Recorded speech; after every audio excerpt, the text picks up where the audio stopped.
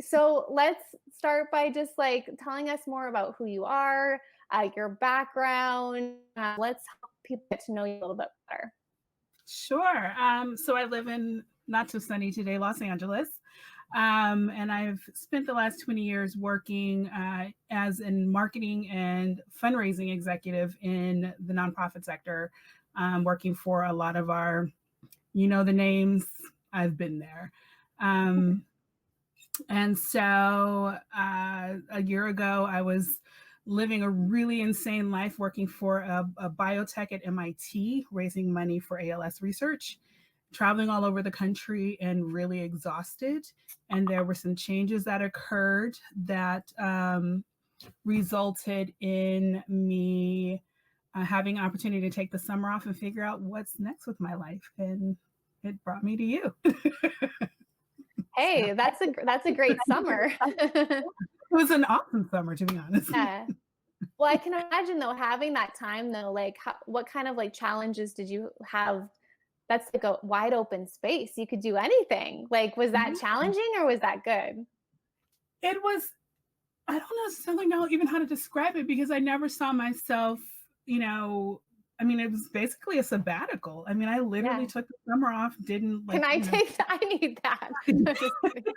it was a gift. It really was a gift. And it started out actually down in your area, spending a week at Coronado, just on the Oh, beach, just trying to wow. figure out life. So I felt just incredibly blessed to be able to do that. And it happened to coincide with the 20th anniversary of me graduating from college. And so it was really, I think, men have midlife crisis where they buy Porsches, and I had one where I started a business. Hey, Not a that's bad smart. deal. So Yeah. where did you find out about Classy Career Girl then?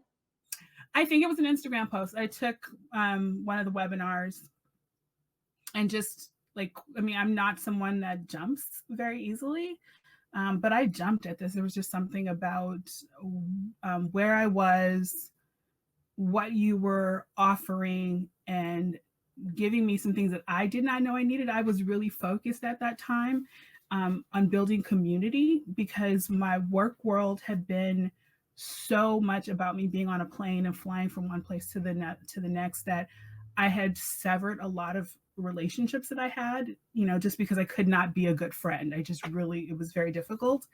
And I was coming into this time in life where that's part of that summer was making friends. I spent more time with my church. I live in a very close knit community. So I have a group of friends that I made in my neighborhood and we started doing things. And so I think I was just like hungering for a place where in all aspects of my life, including business, where I kind of would land and this is my community. Yeah, I love it. We have an amazing community. And what did you think about like the success path? Like when you started the success path, what it was like kind of the first step you took?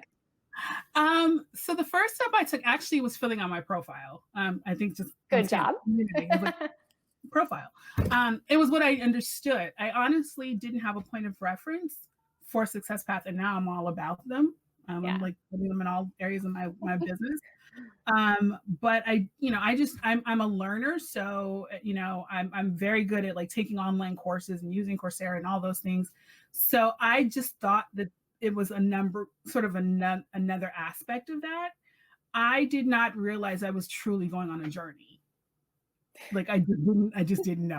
You didn't know what I had Did not planned for know. you, Brandy. I did not. I mean, you would like drop these little nuggets and it was like, okay, well now do this. And then it would just take me deeper. And I was like, yes. But it was helpful because prior to that, I had, like I said, I was on my journey, and there was probably a 8-week period where I had, and it's behind me, had laminated this like large board that was like it's sort of a framework for business planning, and it was lots of post-it notes, and it went everywhere with me. I mean, my local Starbucks was like, here she comes again with that board. And you took what was on that board and put it into something much more actionable just in the first finishing, module 0. And so I was sold. I could see that I was going to actually complete something and not just have this beautiful board with bright Post-it notes on it, which would have been cool too. But yeah, do we have a picture of this beautiful board? I will take a picture of it. It's bundled behind me. I love that. So what excited you then when you were on that path? I'm a planner. So, I envisioned, I was like looking behind me. I'm like, I'm sure that there's a binder or two somewhere in here of something that I've planned. So I was just excited about having a new binder with like, where am I going? But like I said, you tricked me. It was more than just a binder. It was like action. So I think that was just having a clear sense of like, I'm going to have a direction that I can follow. That was the initial hook. But this experience has been so much more than that initial impression. Like anybody who's considering, getting involved should know that they just can't imagine what's going to come thereafter. But it's so worth it. Like it's literally, I'm not on social media very many places every day, but I'm here and I'm engaged. Well, we appreciate you for sure. So what do you think would have happened if you had continued along the same path and didn't have the success path to go? What if you would have just kept those sticky notes, those Post-it notes? I would probably be, so I would probably be an executive again at a company, miserable, making a lot of money, but just hating every moment of it, to be honest with you. And I just, my life is so much different now. It is amazing. So, I know that there are a lot of people that pray for that, and that should be enough. But I found myself sitting in interviews and just like knowing, like, I don't want to do this. I don't want to be here. Do not. But I didn't know where I wanted to be. And you really helped me go through the process of figuring that out. And I thank you for that. Yeah, you're welcome. Did you go through Love Your Career Formula, or did you start in Corporate Rescue Plan? I started in CRP because I was already served. So I've been consulting for years. So in that period of time when I knew I wanted to sort of extend my sabbatical, I knew I was going to have to consult to earn some money so that I did not have to go back to work. Okay. And so I was already in that space of serving clients. And so I really kind of joined thinking, you're going to help me figure out what a consulting practice looks like for me. Like that's what's going to happen here. I'm going to figure out how to be a consultant, because I actually do not like consulting, at least not in a straightforward sense. And, like I said, much more happened, much more came of it. Yeah.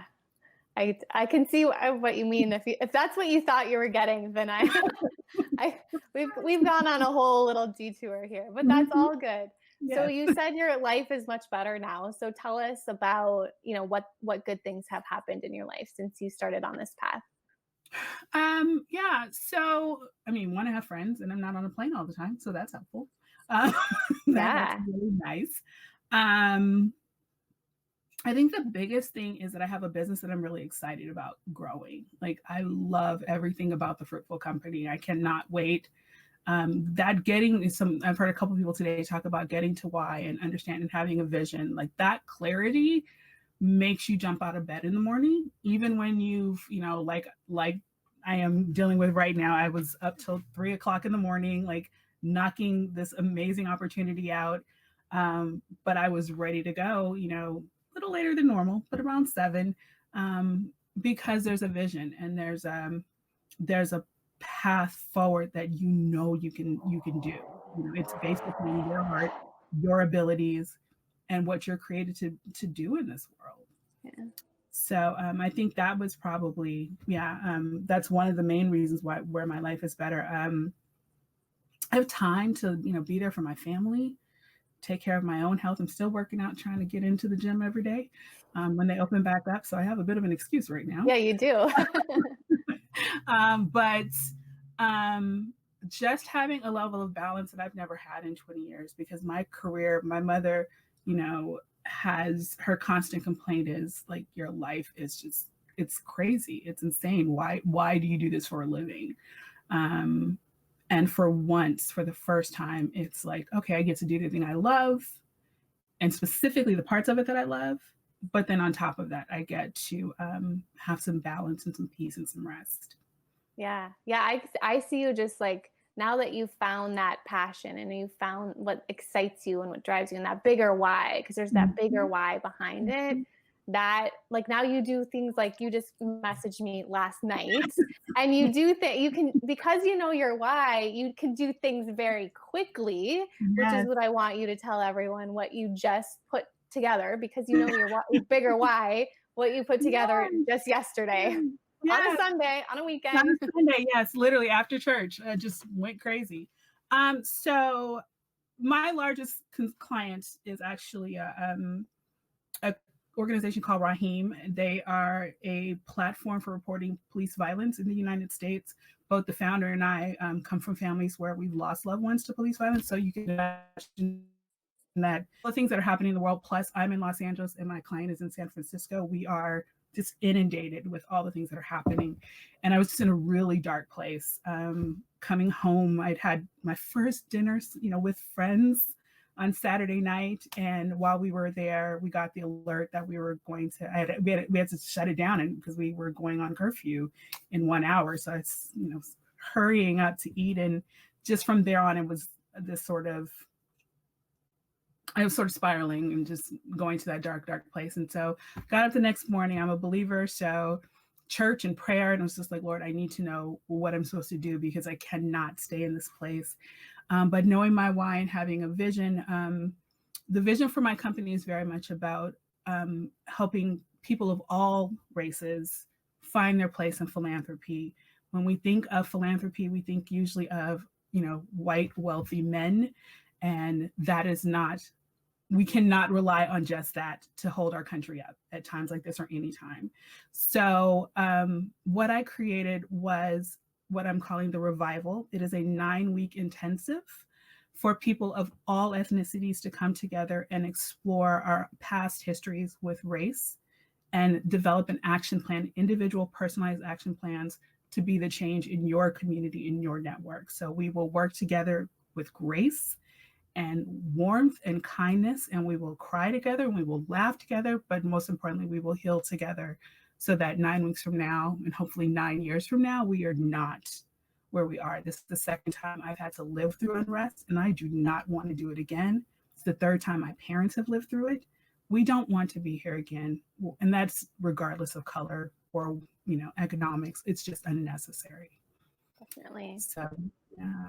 Yeah, that's why I wanted you to come and share. And I just like, well, first of all, I didn't know many other people can put together a course in a day like I can. So high five. We are very similar people here. But so when is this launching and how can people find out more about this? Yeah. So we are actually our first official gathering. The full program will launch on Juneteenth. And if you don't know what Juneteenth is, that's June 19th. It is actually a really important day in the African American community. It is the day that the word of emancipation actually reached the last slaves in Texas. And my goal this Juneteenth is to see not only celebrate our freedom as a people, but our entire nation's freedom from 400 years of oppression. So you can register now. And between now and then, I will be sending out basically prep work. So articles and videos and things that you can start to digest and really sort of contemplate on.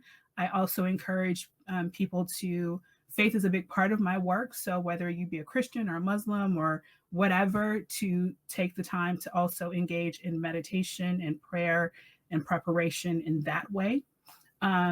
Between now and the 19th. So you can go to my website, which is www.thefruitfulcompany.com. And there's a pop-up right now, so you should be able to see it immediately. But if not, there is a button at the top for the Revival Initiative, and you can register. It's $19.99, and I want to be really clear, that is to cover the cost of the curriculum. There is a beautiful curriculum created by a woman of color called Be the Bridge that we will be using as a part of this, on top of Dr. Martin Luther King's 6 for nonviolent social change. So we're bringing all of that together to really focus on how we individually can be the change in this situation. And I really hope people will get excited and join me in this. Awesome.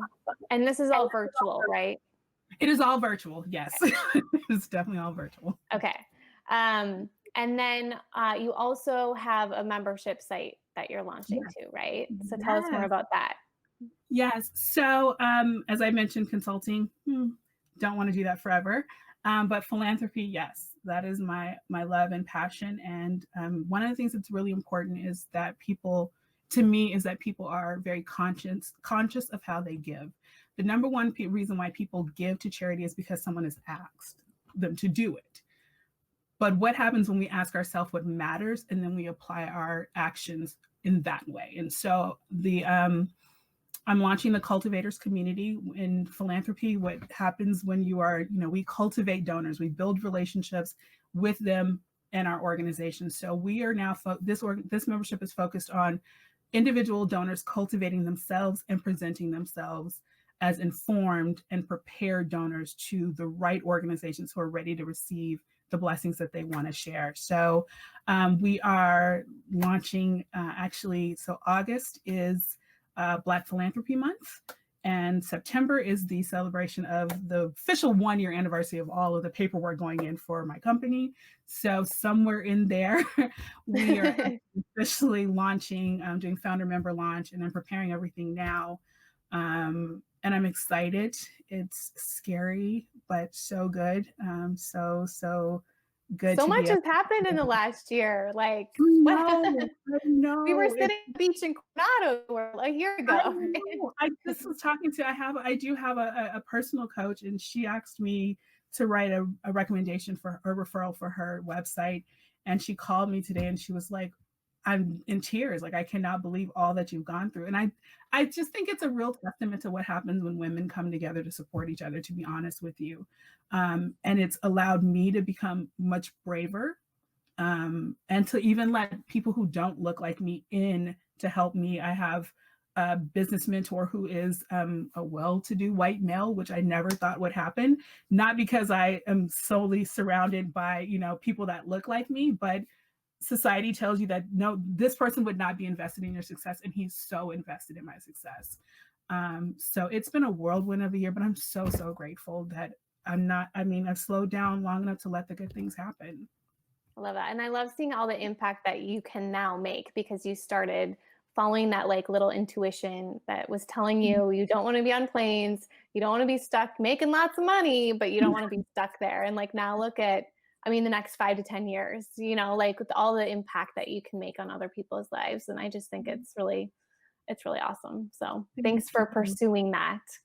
So what is your last word of wisdom for someone who is on those planes, doing that job, maybe making the great salary, but it's just there's got to be something more? What would you tell that woman? I'm a weepy person, so I'm going to try and say this without getting teary-eyed. Be courageous. Those things, the money, the titles, all those things that you set out to do and attain are great. And they taught me a lot, but they can also become your prison. And you think that if you let it go, you can't make it. I do not make the money that I was making before, but I guarantee you that in doing this, that will not stay the case forever. And it is just something to be said for having control of your destiny, and not have it tied to what someone else is telling you have to do when they want to do it. And you're building someone else's dream. You're building, you're worth so much more. So be courageous. I would say also, and I think this is a really important lesson, I think someone had mentioned it, which is choose your trade-offs. In all of the money that I was making, there was a time where I was just enjoying it and, doing things. And then I got really serious about my financial health. And so when this opportunity came, I didn't have to rush back. I had the breath to figure out what life needed to be for me. And it was, like I said, something I didn't expect. I had just paid off my car that previous December. Like, I'd made a really conscious effort to throw as much money and get that done, and not knowing that this change was going to come. And so I was just free. There was nothing tying me um to having to show up for someone else. I could show up for myself. And I would just encourage people to really, everything that's been going on in the world, we are blessed in this country. There's a lot of carrots being dangled in our faces to spend and to, this is the secret of, this is the sign that you are successful. You don't need those. The sign of success is that you're healthy and you're happy and you can show up for those that you love. And that's where your money really, focus on putting your money and your time there. Definitely. Yes. I love that. That's an amazing place to end. Thank you so much, Brandi, for inspiring us. Thank you so much, Brandi, for being here. Good luck with your course. Thanks. Bye-bye.